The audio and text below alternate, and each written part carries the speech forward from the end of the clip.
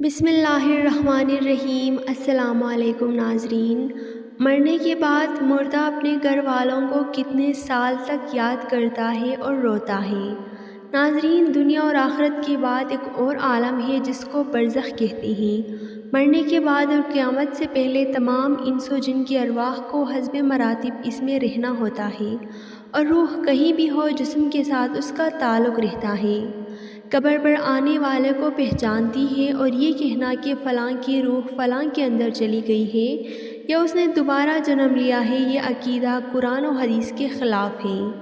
حدیث شریف میں ہے کہ جب مسلمان مرتا ہے اس کی راہ کھول دی جاتی ہے کہ جہاں چاہے جائے۔ سعید بن مسیب رضی اللہ تعالیٰ عنہ سے مروی ہے کہ حضرت سلمان فارسی رضی اللہ تعالیٰ عنہ اور عبداللہ بن سلام رضی اللہ تعالیٰ عنہ باہم ملے ایک دوسرے سے۔ کہا کہ اگر مجھ سے پہلے کوئی انتقال کرے تو مجھے خبر دینا کہ وہاں کیا پیش آیا۔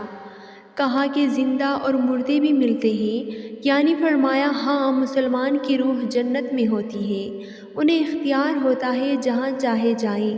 کیا مرنے کے بعد مردہ اپنے گھر والوں کو یاد کرتے ہیں؟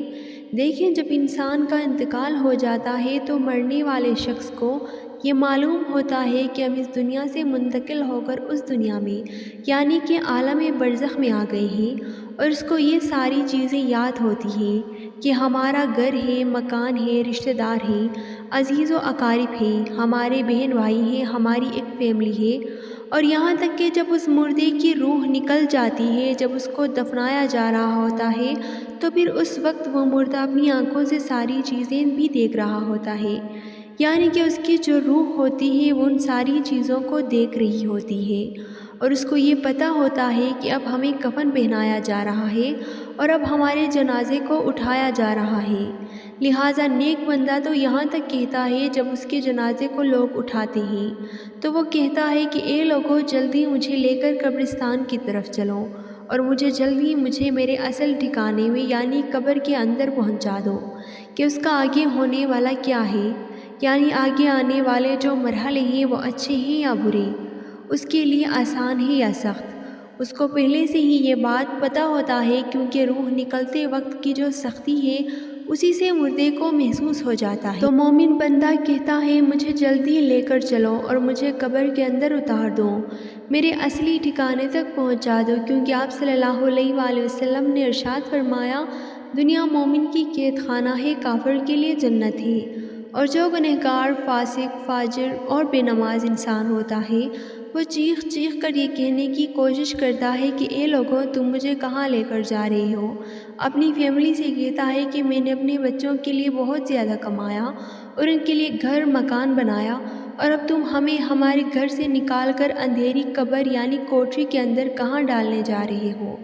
اسے بہت گھبراہٹ ہو رہی ہوتی ہے، تو اپنی زبان حال سے کہنے کی کوشش کرتا ہے کہ یہ لوگوں، مجھے مت لے کر جاؤ۔ بہرحال اس کو جب قبر کے اندر رکھ دیا جاتا ہے تو اس کو یہ پتہ ہوتا ہے کہ اب ہم قبر کے اندر ہیں، اور ہماری فیملی ہماری پچھلی دنیا میں جس میں ہم پہلے تھے وہاں ہماری فیملی اور ہمارے رشتہ دار موجود ہیں۔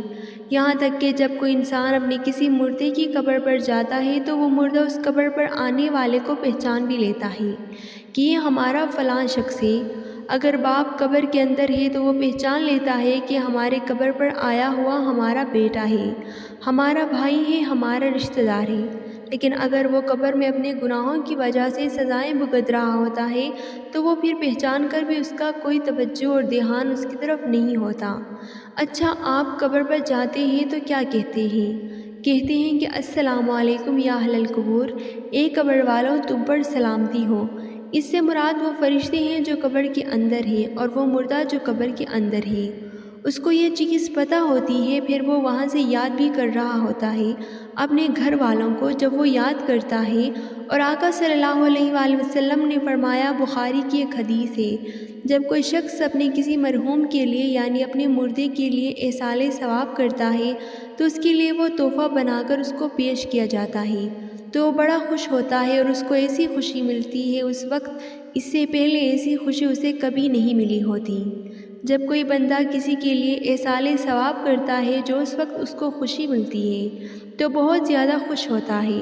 تو بہرحال وہ اپنے گھر والوں کو یاد کرتا ہے۔ نیک بندے کے لیے قبر میں جنت کی کھڑکی کو کھول دیا جاتا ہے، اس کو جنت کا لباس پہنا دیا جاتا ہے، جنت کی خوشبوئیں قبر کے اندر محسوس کرتا ہے۔